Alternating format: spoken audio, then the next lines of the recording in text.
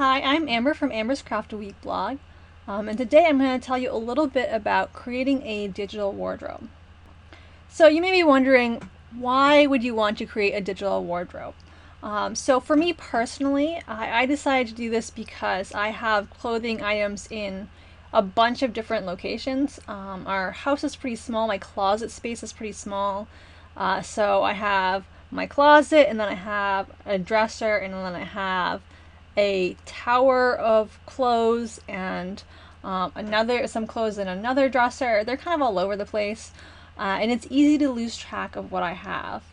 So for me personally, I decided I was going to do this so that to make it easier for me to find what I was looking for, and to also remember what clothes I have. Because sometimes you have clothes that get stuck at the back of your closet or buried at the bottom of a dresser drawer, and maybe they're really nice, but you just forget you have them.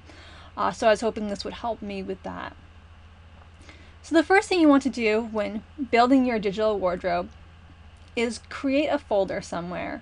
I decided to do Google Drive so that I would have access to it from any device that I can have my Google account on.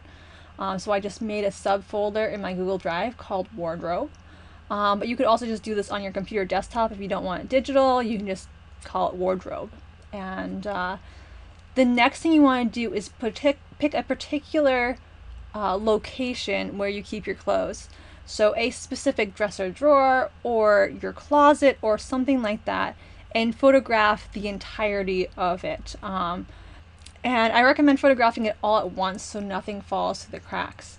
And once you have it photographed, you're going to want to make subfolders inside your wardrobe folder for each category of clothing that you have in that particular drawer or closet or whatever.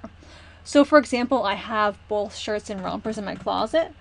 So I have a folder for rompers, and I've actually made some subcategories for that as well.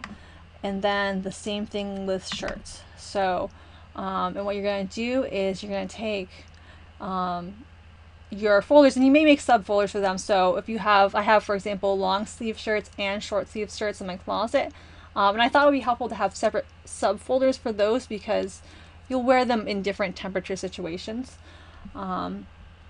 So let's say we start with the long sleeve shirts. We're going to take all the long sleeve shirts in the closet that I photographed and add the photos into the subfolder.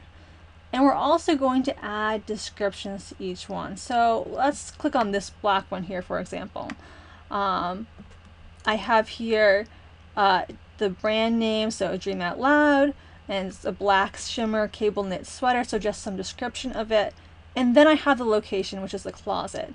And so the location is very important if you have clothes in different locations.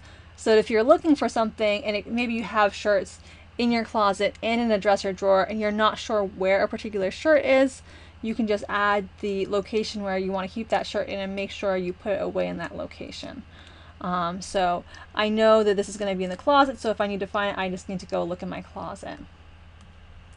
And so you just put all your shirts in here, for example, and then if the other item you had were rompers, you'd put all your rompers into their folder. So you have some more formal ones here, some kind of fancier looking ones, some sequins. I gave sequins their own category because I have a lot of sequined rompers.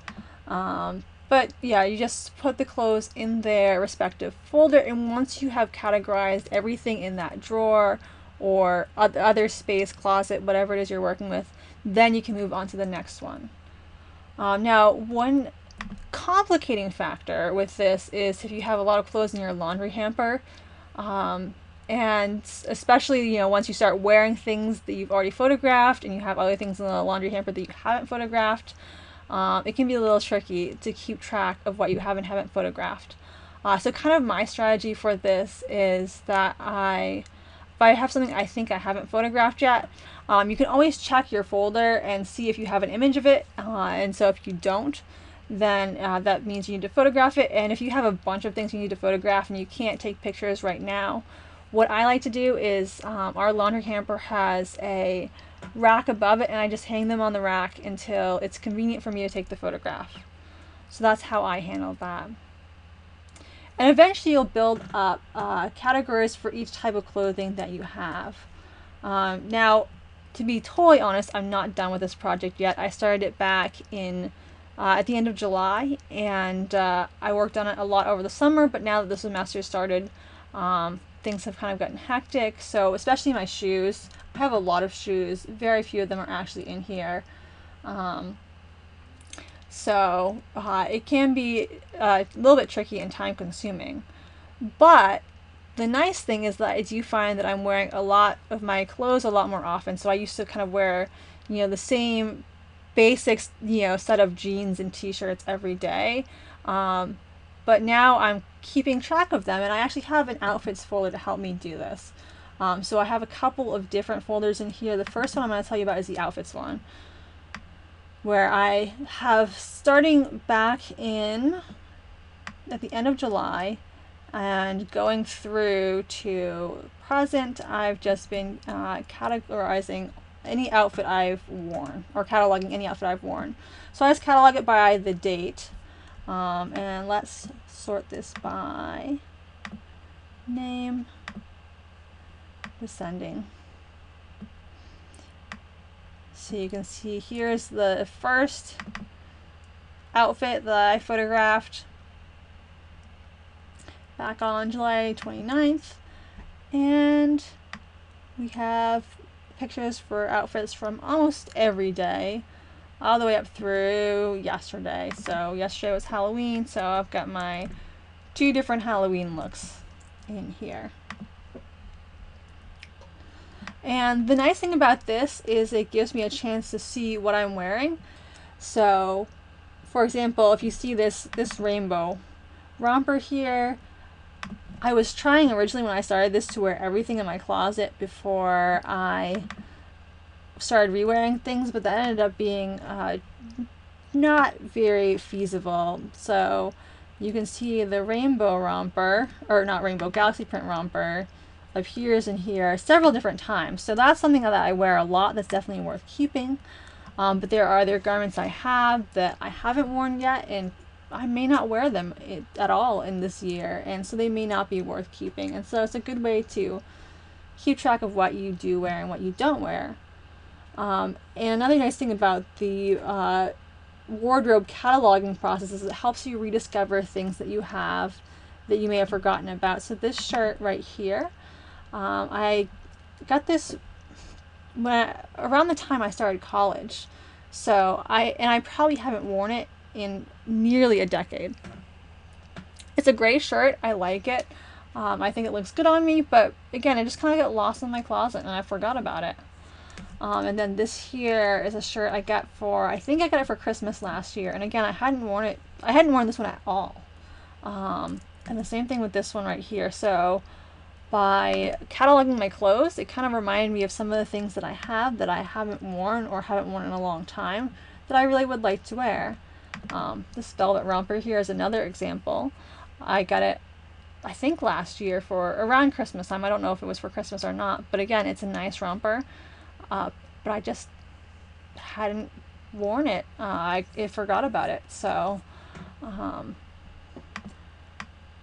now there are 2 more folders I want to show you. So the next one is I have a place for accessories and props, and the accessories is mostly just jewelry. So I have a subfolder for jewelry where I have, most of my jewelry cataloged.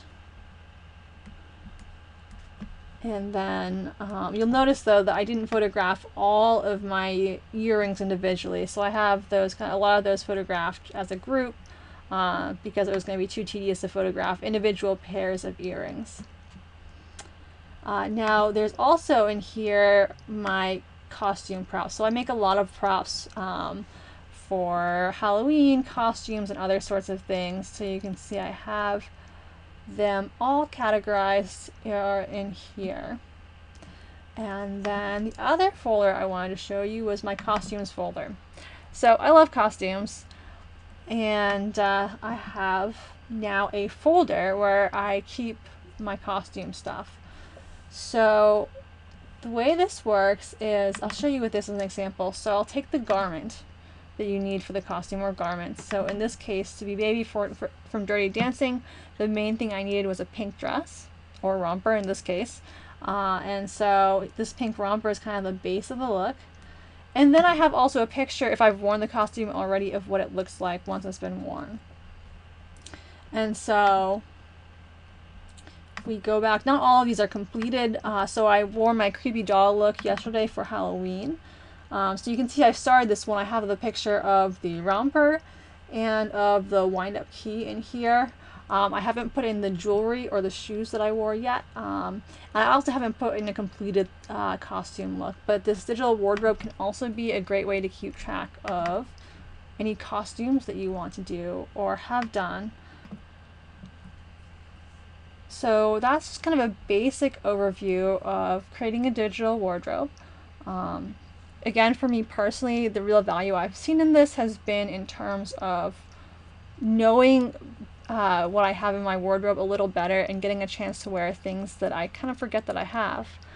So I hope you've enjoyed this video, and I hope that this inspires you to create one of your own if that's something that you think would be helpful to you. And have a great day.